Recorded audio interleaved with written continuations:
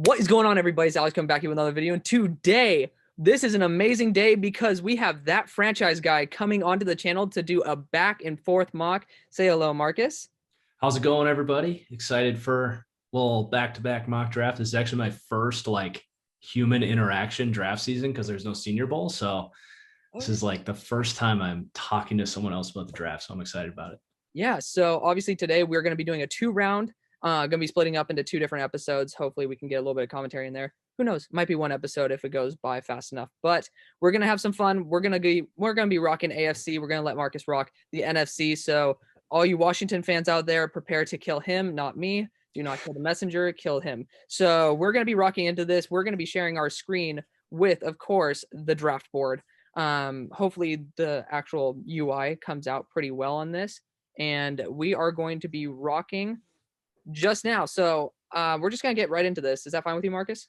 Let's do it. All right, cool. So starting off with the number 1 pick, this is the most tough pick in the draft. What do you think, Marcus? Yeah, I mean, you're really going to milk this one down to the last second, I think. Use all 10 minutes. Really, maybe dive back into the film of the top quarterbacks because it is so close. Definitely. So we're going to go Penny Swell here, obviously. No, exactly not. We're going to be going Trevor Lawrence. Minshew season, baby. Absolutely. Yeah, I know, right? We can get some more Minshew magic up in here. Okay, Marcus, I want to get your take on this. I have a couple small problems with Trevor. I don't like his progressions, and then I honestly don't see him throw with too much anticipation. I could totally see that. There's a lot of times watching him where he's kind of like Carson Wentzy. So I kind of get that. Yeah. But I would say for his age, he's definitely still above average as far as looking off safeties, avoiding mistakes, progressing in his reads and stuff. There's a lot of work to do. He's not a bust-proof player. I definitely don't believe that. Okay, good. So I do see, I think, the same things you're seeing. Okay. But you're just hoping he develops those things. Okay, so back on the clock, we got the Jets. That's another AFC team, if I'm not mistaken. I might just be a complete dumbass, but I don't think I am here. Jets, this is, to me, Marcus, you can push back on this. It's down to 2 players for me. It's Penei Sewell or Zach Wilson, depending on where they actually want to go with the franchise. Personally, I think I'd rather go Zach Wilson because I think he could be a number 1 pick in probably next year's class if we were bringing those quarterbacks here. But to be fair, it is if Saleh loves Penei Sewell, then and Sam Darnold, then I couldn't deny going the best tackle duo arguably in the NFL, albeit Penei raw. Penei's pretty raw. That sounds like an Italian dish, but we're going to be going Zach Wilson here. That's the bottom line. All right. We're going to go Zach Wilson. What do you think is obviously I think you are pretty sure that Zach Wilson's the right pick, but what do you think about Penei Sewell in case he's a sneaky pick there? Yeah. I mean, it just comes down to how much you believe in Darnold for sure. I just think even if Darnold works out, you got to pay him so soon, and they have all these picks. And you also you have to flip Sewell over to right tackle. Yep. And he's already got a lot of technique to work on. So that's just another thing on his plate. Not that I'm worried about him, but I think that with the depth in this class, you find a Tevin Jenkins later. Maybe you do that with your pick, but I just think you grab Zach Wilson, get whatever you can for Darnold, and just kind of hit the reset button with all that talent. And I think you can find a right tackle because you got Becton, who's just a stud. So I just think it's kind of a no-brainer, especially I don't know where you come in on Zach Wilson, but I would have him as a top 5 quarterback from the last 5 drafts. I think in a lot of classes he'd be much more consideration for the number 1 pick. So yeah, I think I have him actually as probably my number 3 favorite quarterback going into the class. That includes Joe Burrow, Tua Tagovailoa, things like that. So I'm definitely high on Zach Wilson. Like you, when you said it was closer to Zach Wilson T-Law than Justin Fields, Zach Wilson, totally vibe with that. So also when we get to Tevin Jenkins, we'll talk about that because I have some big questions on him. However, I want to hear your thoughts on what I think about this pick. By the way, I'm going to go Penei Sewell here. I think it's a pretty obvious pick. You look at Tua Tagovailoa, had probably the best offensive line arguably in the country over Alabama throughout his entire career. And people are saying that it's weapons that are the issue. Weapons can be an issue 100%. I don't doubt that at all. But I believe that when you get generational talent like this, who, yes, you can keep him at left tackle and kick Austin Jackson to right tackle. He's not worth basically kicking Penei Sewell out of a comfort zone. But I don't like the idea of going after a Devontae Smith or a Jalen Waddle at this pick basically because if we were already having questions about Tua and Justin Fields, like obviously potentially trading him to Houston, why sell out for Tua? For a guy like Joe Burrow, who we know is the franchise, we can probably sell out for him. But for a guy like Tua, who we don't even know if he will be the franchise starter going on for the next 10 years, why give up the best player available in order to appease somebody who, again, we don't know is going to be the long-term option? What are your thoughts? Oh yeah, no, I'm not, I'm definitely not catering to Tua. Yeah. I mean, I'm from the mindset I wouldn't be catering to too many players. But like if you want to talk about, we don't need to talk about Watson, but you know, I would be playing hardball with Watson. I'm kind of more of that old school thinker in that way. But anyway, I just think it's such a no brainer with Sewell. I mean, whether he plays right tackle or left tackle, doesn't matter all that much. I love that Robert Hunt, who was actually my number one guard on my board last year. Oh, really? I just straight up had him as a guard because I didn't think he had the foot speed to play tackle, and he definitely didn't in his rookie year. Yeah. But I would have definitely taken him around where they did as a guard. Yeah. So I love that you are upgrading the entire offensive line with one pick. So absolutely. So you're on the clock now. Look at you, NFC. You got the first actual TFG pick. All right. Well, I just grabbed my mouse to make the pick myself. I forgot it's you. I could probably make you a co-host here, and then I could have you click on the board if you want. You can just do all the work. That's fine. All right. I mean, I'm perfect doing that. I'm going to stick with Fields. I really am not a huge Fields guy. It really does take a perfect scenario for me to want to spend that top 10 pick on him. I obviously see the upside. Yeah. And this is that perfect scenario. Scheme fit, time to develop, weapons. It's homecoming for him, with Georgia, leaving. It's literally just a match made in heaven. And I have to make that pick if you're the Falcons. And Falcons fans don't love it because they're like, oh, get another weapon for Matt Ryan. And they can win now. It's you're not winning a Super Bowl with Matt Ryan. I get that you're stuck with him fiscally for 2 more years, but what's going to happen is if you take Jamar Chase or Kyle Pitts or whatever, is you're going to win 9 to 11 games or 12 or whatever, but you're not winning a Super Bowl. And then you're just going to get stuck with the 16th to 23rd pick and have no future. Absolutely. So it's one pick against another 20 years. It's the same reason I like the Jordan Love pick for Green Bay last year. Is he a sure thing? Absolutely not. But it's one pick against another potential 20 years. Looking back on this in 3 years, you're going to be so happy that you made that pick, especially in the Falcons case where you aren't winning jack diddly squat. I'm sorry, with Matt Ryan. So it's a great pick. Okay. Well, I mean, obviously I think that too. Another thing that I would like to add into there is, I mean, when you look at the quarterbacks in the division, Breeze probably gone, but he could be back for another year. You never know. Brady gonna be gone probably in 2-3 years when Justin Fields is at his being able to come in and start. And then, I mean, we don't even know what the hell's going to happen in Carolina until you pick, maybe, or maybe the offseason, maybe not. So I think that Justin Fields will be coming in right when the division is at its weakest, which is perfect for him. Yep. So, okay. So with the Bengals on the clock, I just talked recently at number 3 about not catering to a potential guy who's not the franchise in Tua Tagovailoa. However, there is a guy who will probably be the franchise barring injury in Joe Burrow. So for me personally, I would have loved Penei Sewell to go here. That's my dream pick. Do I think Rashawn Slater's worth this pick? I'm not really sure about that. Again, I need to watch more of Rashawn Slater. But if you want to kick him to guard, I don't think you should take a guard inside the top 10. That's just my genuine opinion, unless they are of Quentin Nelson value. But for me, there is a guy in Jamar Chase who is extremely talented. I don't think we can deny that, Marcus. I think that he's extremely talented. I like Kyle Pitts here, but to me, you get that connection. That's where you sell out. You get the comfortability. If he is your guy for the next 10, 15 years, then get him somebody who he'll be able to play with for at least the next 10. And that's Jamar Chase. I think he's super young, super agile, and I need to study a little bit more about him, but I mean, hell, this guy's an absolute stud. I mean, there's not really anything that's that bad about him. I love this pick. If the quarterback was anyone other than Joe Burrow, I'd probably take Pitts. But to me, the Joe Burrow's best trait is his chemistry with his receivers and kind of that almost Tom Brady-esque attention to details. Oh, yeah. And he had that chemistry with Jamar Chase.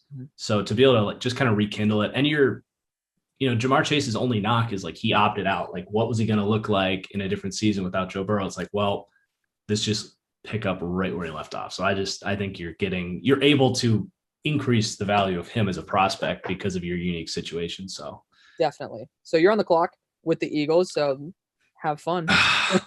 This is, man, this is so difficult. Like, do you take Trey Lance, who honestly isn't that different from Hurts?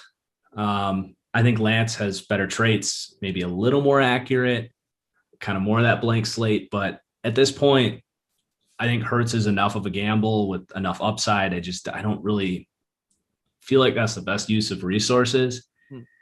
You could, I guess, you could reach for like a corner or go defense, but are you really in a position to grab defense this early? It's just so tough. I am just going to take the player that's going to help my quarterback the most. And given their tight end situation, I'm actually going to grab Waddle. Sorry, not Waddle, Devontae Smith. Okay. Get my Bama receivers confused. Got them. Again, I like Pitts, but Ertz is a interesting situation here. They've talked about releasing him potentially, but he's, actually like really not a good cap hit if you were to release him. And you have, what's his name? You got Goddard. Goddard. Thank you.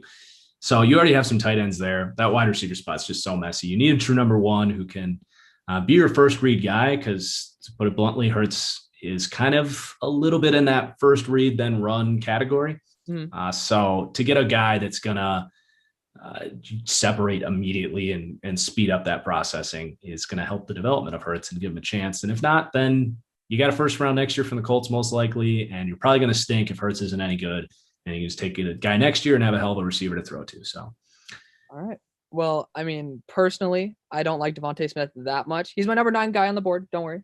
I have Dylan Waddle one spot ahead of him, but I'm just scared shitless of his frame, given the fact that he says he's going to go back to Alabama and then he couldn't put on weight.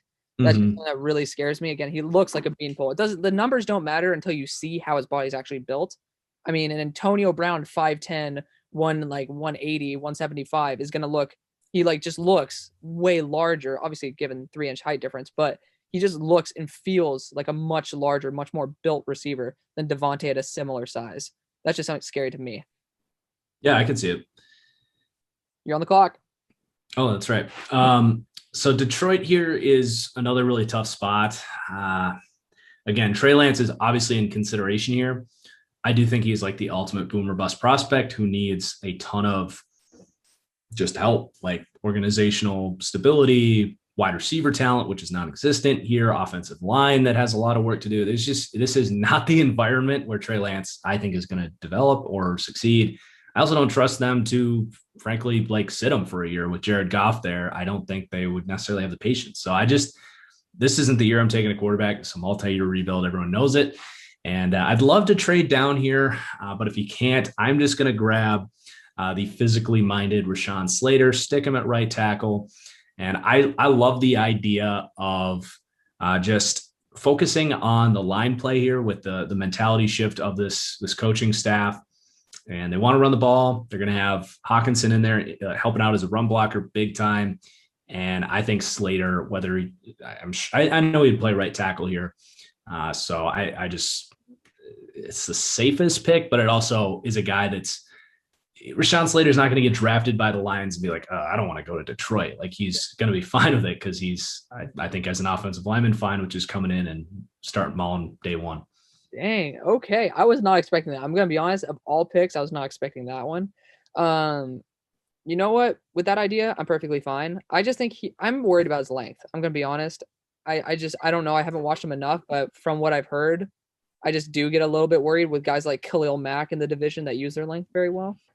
But obviously, I know Rashawn Slater's an excellent talent, so I'm not gonna knock it too much. Personally, I have him going latest at number 14 to the Vikings, just because I think they can use him as a tackle guard hybrid. But hey, cool. It's a nice little kink in my little draft rankings. So starting. Oh wait, you're still on the board. Oh damn, it's back in the. Glad you're keeping me on top of it because I am not. I was shoot.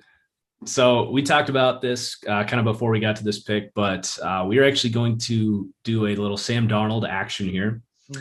So we're going to trade that second pick 2.08 or 09 or wherever they pick in the second round for Sam Darnold, Yep. who I think is in a great spot here because we're also going to grab Kyle Pitts. Mm-hmm. And you're putting him in a spot where he can kind of hit that reset button. I've made jokes about like whoever trades for Sam Darnold just needs to like send him to Hawaii for a year, just give him the playbook, just be like, forget everything that you thought you learned in New York. And that's obviously an exaggeration, but that's basically what I want to do with Darnold is just hit the reset button. He'll be 24 years old. You would use that 5th-year option, which is definitely a gamble. But I just think with this receiving core, learning with Joe Brady under Teddy Bridgewater, who's got an excellent, mind for the game. I love this spot. And it's kind of a way to get your high risk pick in Trey Lance without making the high risk pick in Trey Lance, because you can actually use that second rounder to do it. And you get Kyle Pitts here, who is to me tied with Penei Sewell for the best player in this class at the moment. So he's just insane. And they don't have a tight end. I'd be glowing if I was Sam Darnold to go to this organization with this receiving core. Mm-hmm. It'd be great. Okay. Well, obviously, since I usually don't have trades for players, that would definitely put a kink in it. So getting Kyle Pitts here is now more of an option, given the fact that quarterback no longer is. So we're finally in the AFC. Woohoo for me. Obviously, I'm pretty sure I'm locked on 2 guys at this spot, and that's Caleb Farley and Micah Parsons. Caleb Farley, we'll talk about him because he's definitely going to be the pick. But Micah, I mean, it's Vic Fangio. If you're going to ever have a gadget weapon who can pass rush, cover pretty solid, and then deal with the run in a good way, I mean, Vic Fangio will make him into a superstar. So that's why I would love Micah Parsons. But Caleb Farley's here. You look at his speed, his height, and the ability to press. I think that I'm pretty sure that you don't have Farley as your number 1 corner. You have, I'm pretty sure you have Surtain, then Samuel, then what? Farley? I recently flipped Farley back up, but it is kind of, system dependent. Yeah. Corner is an extremely system dependent type of deal. So it'd be different for a bunch of different teams. If I'm a man heavy team, then Samuel actually might be my number 1 corner, but really? Farley's rising. Yeah. I'll just say that. Okay. So Caleb Farley, obviously he has the speed. And the reason I take him over Surtain every single time is because you have Henry Ruggs, Mecole Hardman, as well as the Cheetah himself in the division.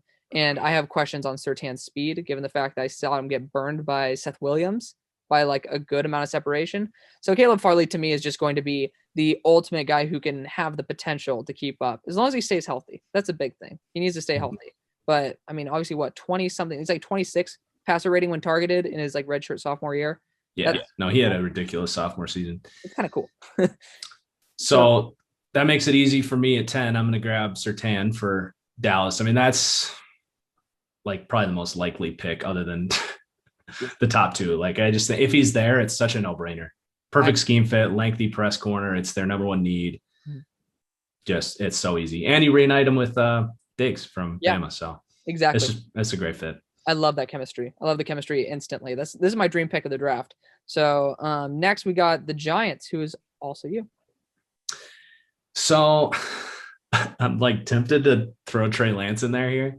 I have a feeling. But it's not that I believe in Daniel Jones, but I don't think he's bad enough that you necessarily need to move on at this point in time. So I'm going to grab Jalen Waddle, just kind of unlock the speed there. I know Joe Judge has like said that he wants big receivers, but I mean, come on, Joe, let's get some speed in there. It's a vertical threat. Mm-hmm. Him and Slayton take the top off. You got Shepard and Ingram to kind of work underneath. Mm-hmm. You got Saquon coming back next year. You hope those tackles kind of grow together. I think this offense, like if Daniel Jones can't make you a like top 20 offense with that group, for sure it's time to move on. Yeah. I like the defensive pieces in place. You could definitely think about an edge, but I like the depth that you can get in the second round for the Giants at edge. So let's just grab Waddle. Definitely. It's sneaky pick here. I think that potentially somebody who just ran a 4.39 laser unofficially at an Exo combine is Rashad Bateman. That if you're looking to get a little bit more size of a receiver, that could be where they're like trying to for sure. One. So he is quite redundant with Shepard, though, in my opinion. Okay, that's fair. That's fair. Next, we got San Francisco, which is of course yours again. Ooh, okay. Oh man, Lance is sitting there, It's either Lance or Darisaw. Mm. And oh man, I mean, you're either like try to win now, get that left tackle, because I do not think they're getting Trent Williams back. I don't either. Williams cannot be franchise tagged, and he wants that money because he's dealt with injuries and he wants that big paycheck at the end of his career. So I really don't think the Niners can afford to keep him. So I do see left tackle as a huge need.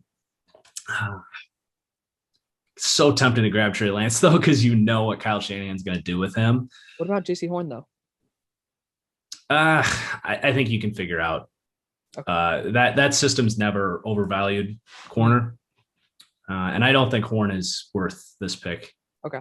So I'm just gonna stick with Darisaw because I'm a coward, and I think they are still in a really good position to compete for a Super Bowl next year. Okay. And you might really regret not taking Trey Lance, but I think Darisaw is just a plug and play answer with Trent Williams there. So yeah. Hesitantly doing. I'm going for the win now approach for the Niners and not the long-term game there. Well, that's fair.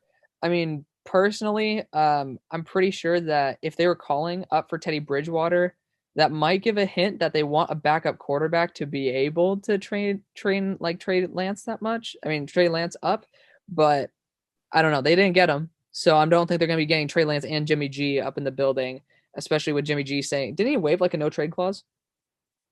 I thought he said he was open trades.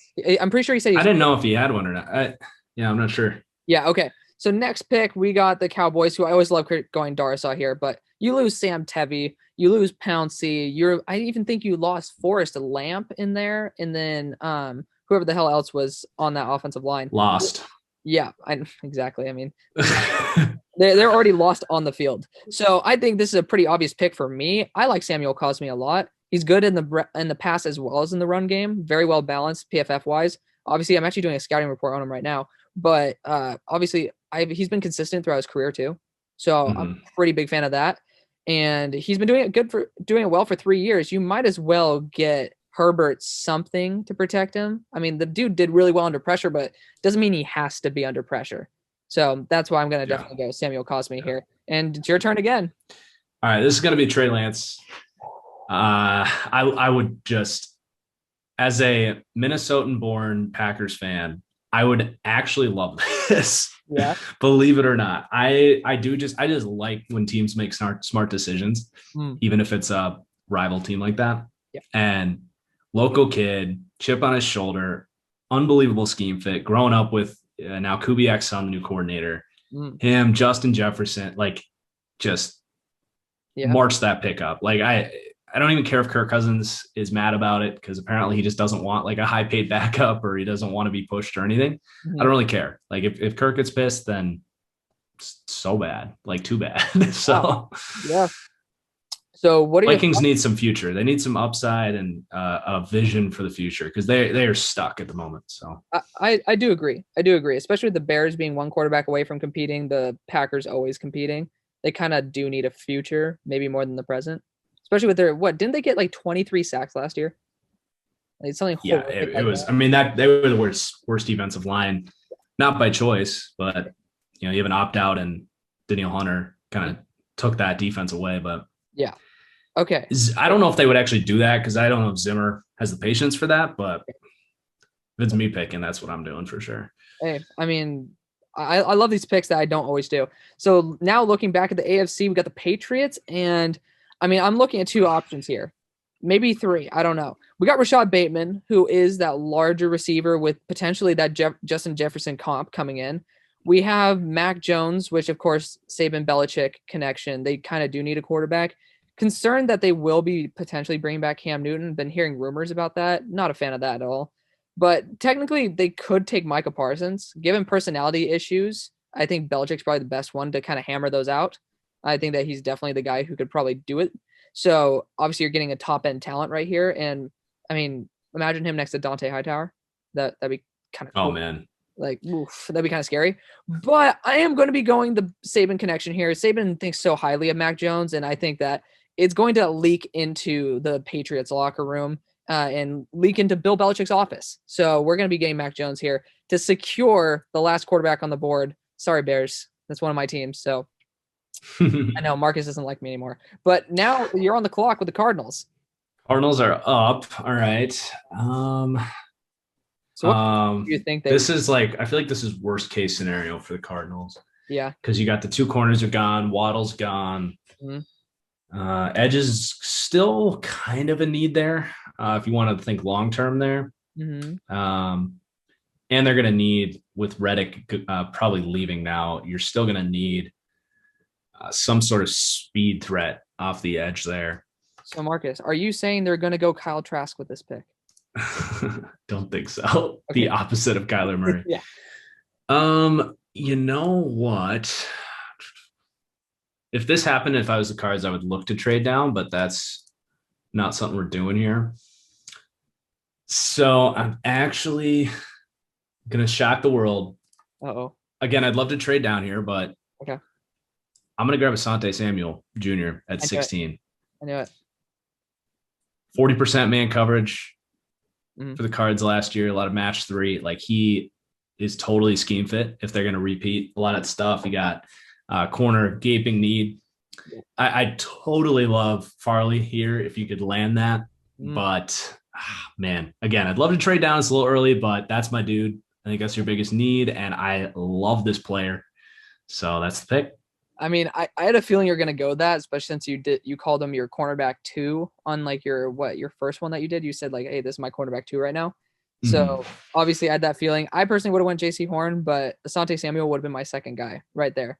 Now going back to the AFC, we got the Raiders, and I think honestly we need to fix up the defense a bit. I like the idea of getting an offensive line piece to replace Richie Incognito.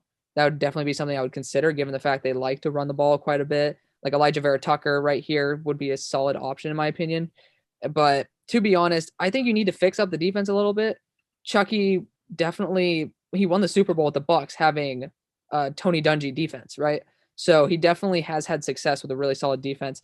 I'm going to be looking at a 4-3 edge rusher. I believe they have Gus Bradley, right? So he runs more of the Chargers, Melvin Ingram type of 4-3.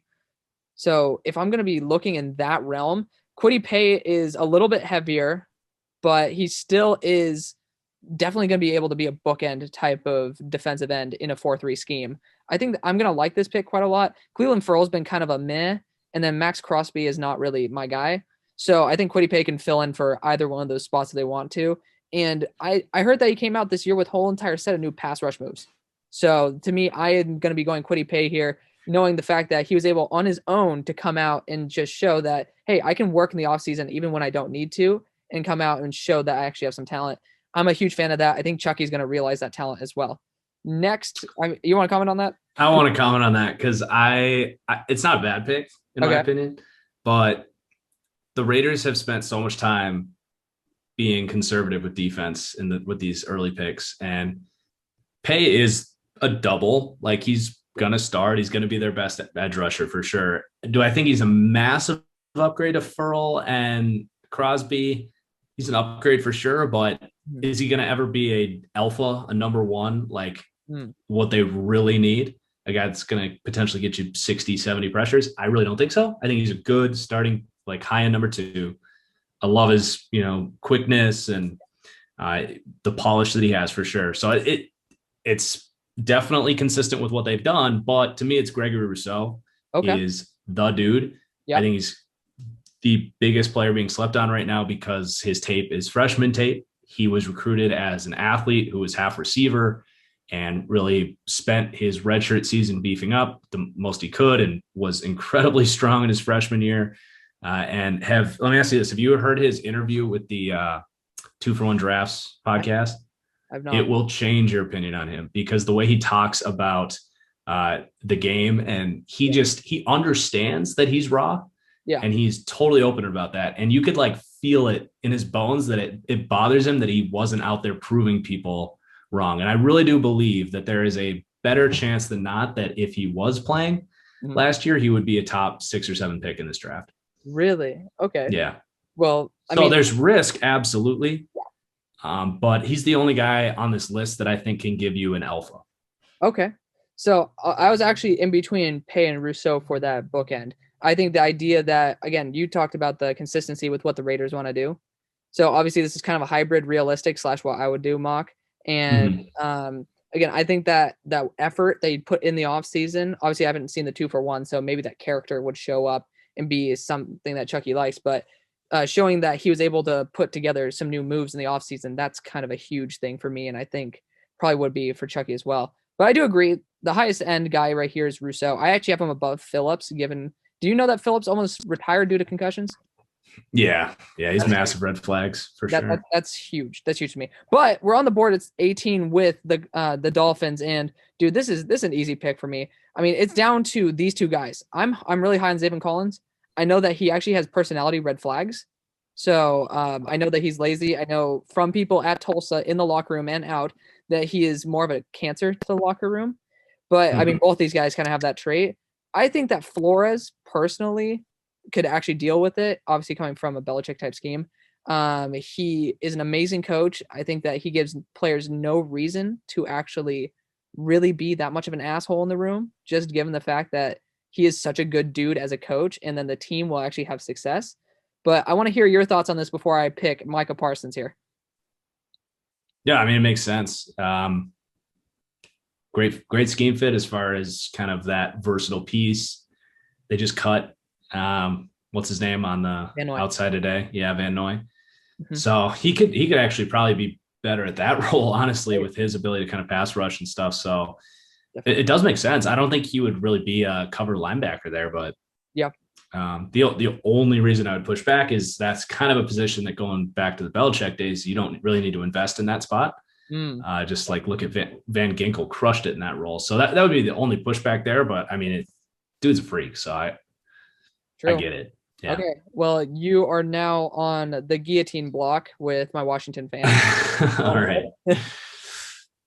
So quarterback is completely up in the air. Yep. We're probably at this point going like Heineke, and then I don't know, like some sort of free agent signing, like what's Brissett or something like that. So I guess that's kind of where we're sitting there. But it's actually pretty easy with Bateman sitting there. Oh, just grab him and upgrade your receiving room. I think that's pretty straightforward. And then I'm assuming you agree with that. And then we go to the Bears, where it's another similar spot. I really struggle with the Bears because they don't have that quarterback. Yep. So I look at like the offensive line being probably the best place to sort of help them win now while also stabilizing the future core there a little bit. Maybe you go like JC Horn on defense, but I kind of like the kid they took last year. Yeah, Jalen Johnson. Jalen Johnson, got Fuller. So yeah. Yeah, I think I'm going offensive line here, and I'm going to grab. Let's take Tevin Jenkins. Maul over right tackle. Bears fans have been mad at me for taking Creed Humphrey there. I still think neither of geez, I'm struggling with names tonight. Are you talking about tackles? You got Massey and Leno. Yeah, I'm not totally against those guys, but I was going to say if I took Creed Humphrey, it would be he to play at center, and is it Davis? No, it's going to be oh my God, he's out of Iowa too. Yeah. Oh my goodness. How am I James Daniel and Whitehair.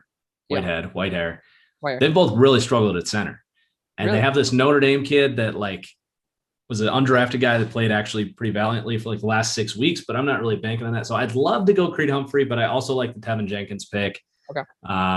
So I don't think you go wrong with either one. Yeah.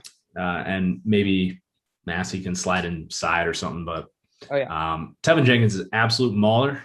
And definitely. I do think the Bears, if they could run the ball better, play great defense, could theoretically get back into the playoffs. I'll push back on it with this. I just did a full report of Tevin Jenkins, and I think you're going to hear this. You're going to be intrigued by it. I think either he's going to be a bust at tackle or wearing a gold jacket at guard at the end of his career. I think that he's just, have you seen his movement? This dude's slow as all hell, man. This guy is the most clunky mover I've ever seen. Coming from a guy where you won't see it right now. But back when I was a child, I mean, I played 7 years of right tackle, left tackle. I played all the positions on the line, man. And this dude's movement is just garbage. And if he goes in a division like this, where I mean, you have a Daniil Hunter who can speed rush off the edge, right? He can convert speed to power, if I'm not mistaken. Oh, yeah.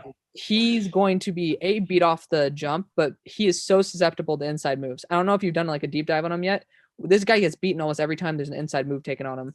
But there's somebody on the end. He's perfect. He's amazing. I love him.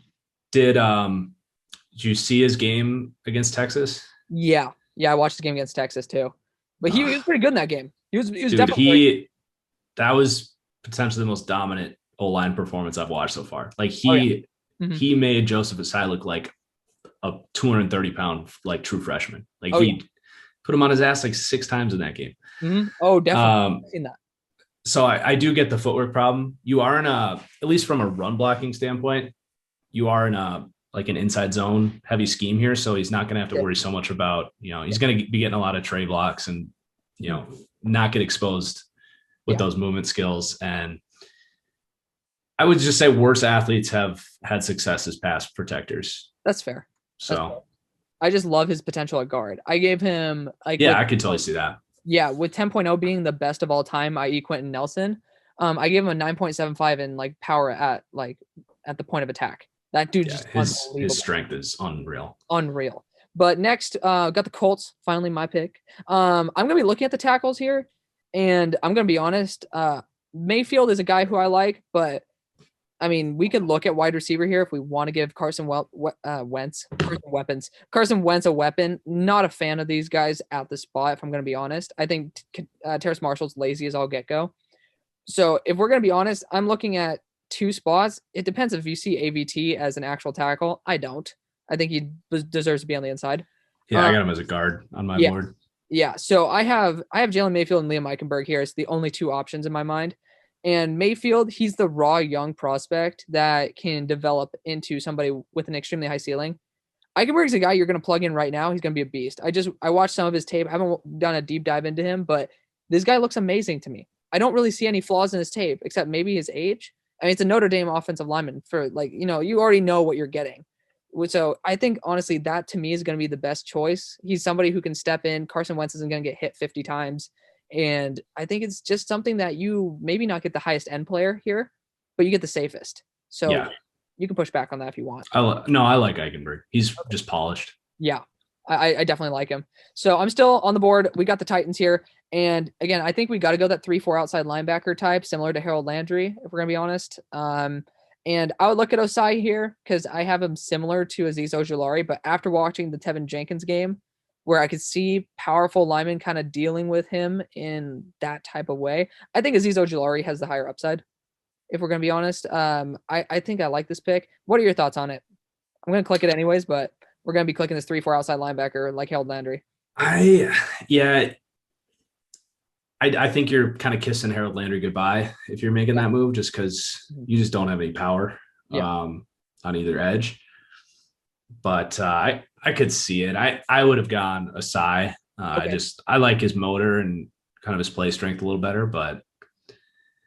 Oh wait, no, that's TDNs. If you want to see my big board, I have Asai here at 24. So don't worry. I was definitely debating between these 2 guys, but I put Asai a little bit more down. So I think I'm still on the board, right? Yeah, I got the Jets. You are. So looking at the Jets right now, I think I think that there's 3 ways we can go. Tackle, if we want to get a young guy to replace George Fant within a year, or right now, which seems like a good move for Jalen Mayfield. Or we can go weapon, which I don't really think Kadarius Toney is going to be the right guy for Zach Wilson. I'm not really in the mood for that, given the guys who are on the board right now. Or we can replace corner with J.C. Horn. Again, I'm pretty sure. Do they run more of a Belichick? Well, no, they're running cover 3 because they have Saleh, right? Yeah. So for me, actually, I'm going to wait on J.C. Horn. I'm going to wait and not take him because I think he's better as a man corner than like a cover 3 zone. I don't know if you believe in that or not. I think I'm going to go with my gut here, and I'm going to piss off Mason right here. We're going to go Jalen Mayfield to develop as a right tackle under George Fant. I think it's the right call. Just with the amount of tackles that have flown off the board at this point. Oh yeah. All the depth at receiver, like Mm-hmm. it's a reach, but I think you kind of have to. That's the pick you kind of have to make because, I mean, it's basically either him or Raduns. Everyone else, in my mind, they have Walker Little at 143, huh? Yeah, no, it's ridiculous. I mean, he's played one game in 2 years. That's what I'll say that. Yeah. So that's a problem. But I guess I'm still on the board. You're still talking. I'll let you. No. That's all I got. So I'm down to 2 players right here. I got Raduns here because the Steelers, I mean, if you lose Villanueva, that's a huge thing. If Ben really wants to come back and compete as a Steelers fan, I know our time's done. But if we want to compete, then Dylan Raduns is a guy. However, I think there's a lot better value right here with a guy, not Vera Tucker, not Davis, Creed Humphrey. I think we need to fill in that center spot with a high-end talent right here with Creed Humphrey. I loved him in the Senior Bowl. I don't know if you're going to like this pick too much, but honestly, I think that getting Creed Humphrey right now and then being able to get a guy like, let's just say Jackson Carman, Alex Leatherwood, Raduns, if they're not going to fall, but even Spencer Brown. I saw Spencer Brown's probably going to be the most pro-ready right tackle. Given all the guys besides Raduns here on the board, I think that that's going to be the best option. And I'm a huge fan of Creed Humphrey. That's my thing. I'm a huge fan of Creed Humphrey. So I'm going to be going right here to replace Pouncey. Unfortunate for us, but we need to get a guy who can be a true commander of that offensive line because Ben doesn't study the tape. We need someone who will. No, I like it. I've been calling for the Steelers to spend higher picks on line for a couple of years now, so I like it. Amen to that. So now I have, of course, the Jags on the board, and as much as I want to go line here and get Raduns and just say, screw it, we need to protect Trevor Lawrence, JC Horn's on the board. And I'm pretty sure they're running a zone scheme this year. I'm not 100% sure on that, but I don't really care. You have CJ Henderson, who is a primarily man corner in my eyes, and you'll get JC Horn. If the defensive coach can't adapt to that, get him out of there. You don't like choose a coach over your top 10 pick last year. So I think JC Horn is just unbelievable value. I don't think he's going to be there at all. But I think that it's just a high-end pick that you can take and just run to the bank with. So pop the champagne. Jaguars fans, you have probably one of the more elite cornerback duos given their age times value. In my eyes, I'm a huge fan of JC Horn personally. So I'm going to be definitely rocking with that pick. That's definitely more like where I come in on him is like the 18 to 25 range, but that's definitely great value. And yeah, I have no critiques on that one. So this pick, I think you're going to enjoy this pick. Myles Garrett's an absolute stud, right? You know, he's okay. There's nothing to rave about him. It's not like he's just an absolute animal, but I think that he is going to be a perfect mentor to someone who admitted that he was raw in the 2-for-1 podcast. Gregory Rousseau is going to be an absolute animal off that edge, replacing Olivier Vernon and just coming in with potentially the best pass rushing duo that could develop in the NFL, which kind of screws over JJ Watt because, well, I guess they're still getting the end result with potentially a much better prospect. Yeah, no, I love that pick. Gives them that upside. I mean, that duo could be insane. And I'm having some glimpses of JJ and Clowney back in Houston and kind of the weird things they did, like, because either of those guys can step inside, right? So you could actually put them both on the same side and do some crazy stuff with those guys. So that's scary. I kind of forgot about that. That's kind of that. Oof, shoot. Yeah. Okay. So I'm still on the clock with the Ravens here, and I think we got to get some extra edge rush help if they're not going to be bringing back. Are they going to be bringing back? I'm bugging on his name. Yannick Ngakoue?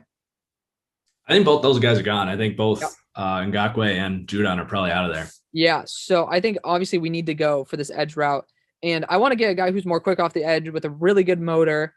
I'm talking about Joseph Asai here. I'm a big fan of Joseph Asai. I think he'll be able to develop. Obviously, I'm pretty sure they run a 4-3, correct? Like they are 3-4. They're 3-4. Oh, okay. Yeah.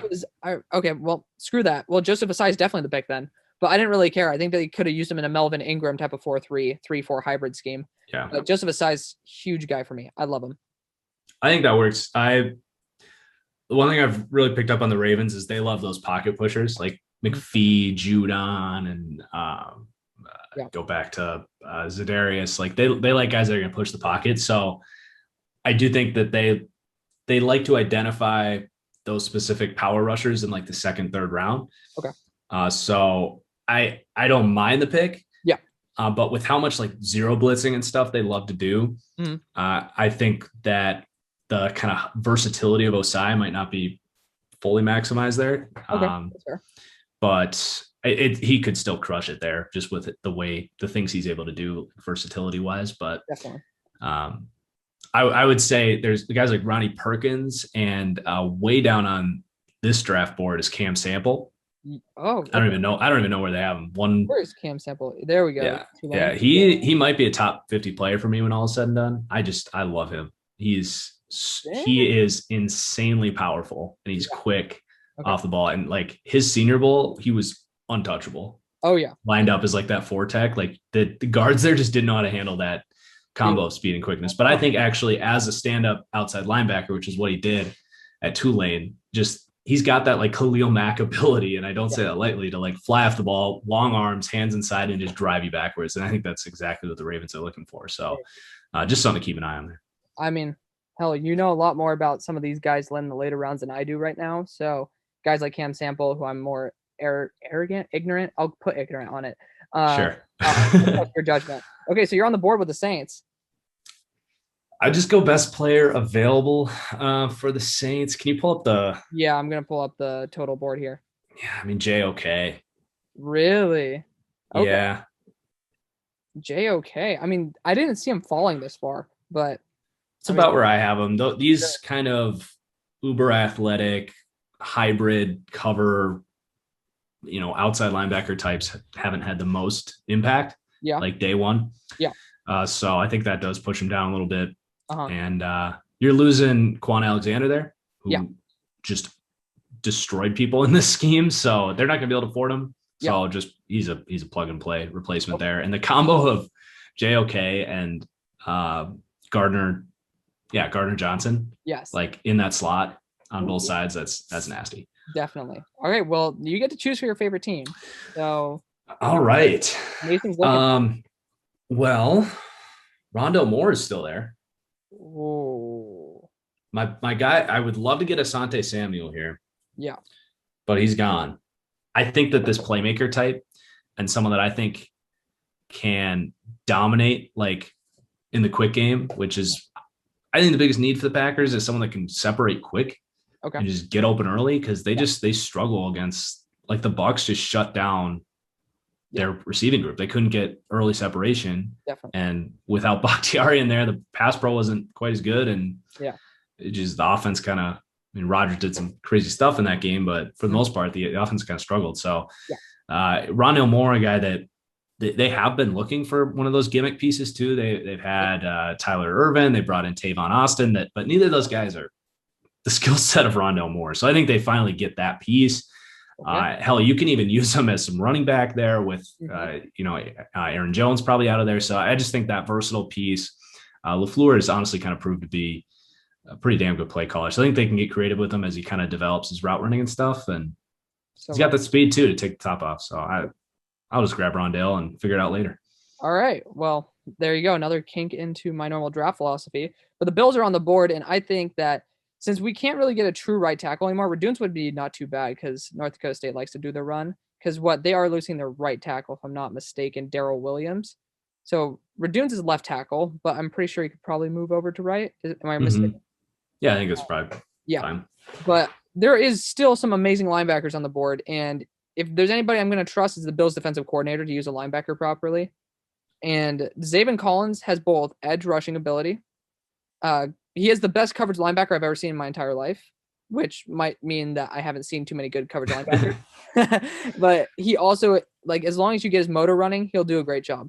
And this is a high ceiling player for me. I love Zaven Collins. You look at his size, 6'4", 260. I see him in a Bills uniform, and I'm just like, oh shit. Like, it's scary to me. I don't know. It's just best player available to me on my board. And Zaven Collins is just going to be an absolute stud on the squad. Yeah, I like that. Yeah. He's not like their traditional kind of undersized weak side backer, but he plays like it. So. Oh yeah. So next. You don't want to scheme fit guys like that necessarily when the size doesn't always match what you would think they would be. For sure. If that makes sense. Yeah, no, I got you. Next we got the Chiefs, and I'm not going to be taking a guard here. I'm not, because I have heard from Chiefs fans over and over again saying we do not want guard. And I don't know if I trust them. However, I'm going to understand them. They say if they want to go an early round lineman, they will go an offensive tackle. but they are losing Sammy Watkins. And there was rumors last year that they were trying to trade up for Henry Ruggs. That's an official article. That to me means that they are trying to get even more crazy in their wide receiver core. And we saw against the Patriots, not the Patriots. Oh my God, I thought Tom Brady Patriots. The Buccaneers. You did it. I know. That they were trying to be able to get, like, they just couldn't build that separation in that cover 2 zone to where they could get wide open. And I think that they could have used a third weapon in there that was not Sammy Watkins. That's just my opinion. And a fourth weapon if you count Kelsey, who was getting completely bitched by Levante David. We're gonna get Kadarius Toney here, pulling a little bit of a weird one in this draft. We're gonna get Kadarius Toney, and again, not a stereotypical pick by any stretch of the imagination, but I think that given the fact they want another playmaker and just make their team completely unguardable, it's just it's a sneaky need for them. Yes, I think it's a great pick. Oh, I did not expect that. So and Hardman didn't develop in year 2 the way I thought he would. So agreed. I like it. Okay, next you're on the board. Najee. Wow, man, I haven't gotten as far as Najee Harris. Usually I take ETN here. Yeah. So I jumped on Najee Harris and then had second thoughts. Ooh. Because I love the way ETN catches the ball out of the backfield. Mm-hmm. And I don't think Tom Brady's ever had like an Alvin Kamara level receiving back like that. You gonna pull the trigger? I think I'm the only other guy I would take is Raduns here. Okay. But I'm just gonna take ETN. Ooh. He's not graded higher than Najee Harris, but the way that Brady plays, I think that's the pick. Oh, yeah. Well, I mean, they're trying to use Leonard Fournette as freaking like Adrian Peterson last year, just tossing the ball like 100 times trying to see if he can break them. It's like you need a guy like an ETN there. And Lenny was actually pretty good at it in playoffs, but I don't think he's going to be back. So, yeah, well, it's unfortunate. But personally, I like the pick, but I would probably want to go more of an edge player there since Jalen Phillips, well, he could fill in that 3-4 outside linebacker role, similar to what we're looking at with who's it called? Shaq Barrett. JP. Oh, Shaq. Oh. I think Shaq will be back. You think Shaq will be back? He wants to be the highest. Yeah. He wants to be one of the highest paid at his position, though.